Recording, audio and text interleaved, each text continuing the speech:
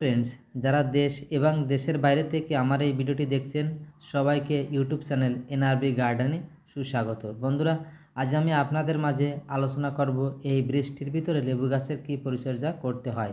তার আগে আপনারা যদি এই চ্যানেলে নতুন হয়ে থাকেন তবে চ্যানেলটি অবশ্যই সাবস্ক্রাইব করে বেল আইকনটি অল করে দিবেন, তবে নতুন ভিডিও ছাড়ার সঙ্গে সঙ্গে আপনারা নোটিফিকেশন পেয়ে যাবেন।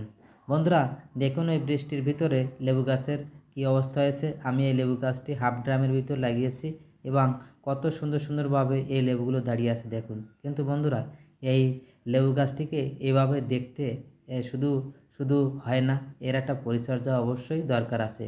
এই জন্য আমি আপনাদের দেখানোর চেষ্টা করছি। এই বৃষ্টির ভিতর দেখেন এক ফোঁটা জলও আমার এই ড্রামে বেঁধে নাই, অর্থাৎ লেবু গাছটির গোড়ায় কোনো জল বেঁধে নাই। যদি জল বেঁধে থাকতো পর্যাপ্ত পরিমাণে তাহলে এই গাছটির অনেক ক্ষতি হতো, সর্বশেষ গাছটি মারাও যেতে পারতো। এত সুন্দর সুন্দর ফসল আমি দেখতে পারতাম না। বন্ধুরা, সেক্ষেত্রে অবশ্যই আপনাদের খেয়াল রাখতে হবে এই বৃষ্টির ভিতরে অবশ্যই যেন ড্রেনেজ ব্যবস্থা ঠিক থাকে, তাহলে আপনার এই লেবুগুলো এত সুন্দরভাবে দেখতে আপনারা পারবেন। এবং অবশ্যই এর একটা বিভিন্ন ধরনের পরিচর্যা যেগুলো আছে সেগুলো আপনাদের অবশ্যই করতে হবে। সেক্ষেত্রে প্রথম ধাপের ক্ষেত্রে পর্যাপ্ত পরিমাণ বৃষ্টি হওয়ার কারণে অনেক সময় লেবু ফেটে যেতে পারে। এক্ষেত্রে যদি জল সরবরাহ সঠিক থাকে তবে গাছের গোড়ায় জল ধরবে না এবং লেবুগুলো সহজে আর ফাটবে না। তাছাড়া আরেকটা বিষয় একটু আছে, এইখানে এই সময় লেবু গাছের যে খোসাটা অনেক পুরু থাকে।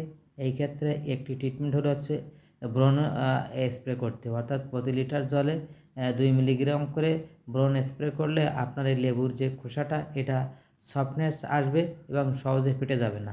আরেকটা বিষয় আছে, এই সময় পর্যাপ্ত পরিমাণে ছত্রাকে আক্রমণ করতে পারে লেবু, যে কারণে লেবু হলুদে পড়ে যেতে পারে।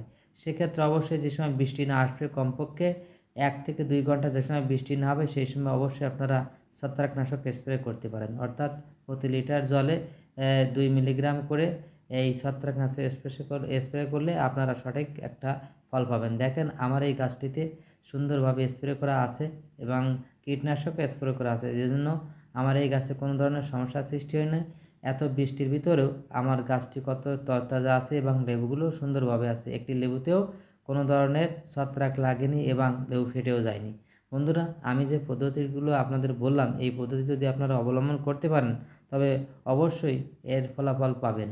বন্ধুরা, এই সুন্দর ফসলগুলো পেতে হলে অবশ্যই কিছু পরিচর্যা অবশ্যই করতে হয়। দেখেন বৃষ্টি হচ্ছে কিন্তু আমি বৃষ্টির শব্দটা আমি লেস করে দিয়েছি, আপনাদের শোনানোর চেষ্টা করলাম না।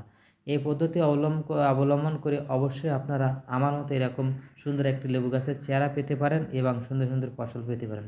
বন্ধুরা, আশা করি ধৈর্য সহকারে এই ভিডিওটি আপনারা দেখেছেন এবং আমি যে পদ্ধতিগুলো আপনাদের মাঝে তুলে ধরলাম অবশ্যই অবশ্যই সেগুলো প্রয়োগ করবেন। দেখবেন আমার মতো এত সুন্দর সুন্দর ফসল আপনারা অবশ্যই পাবেন।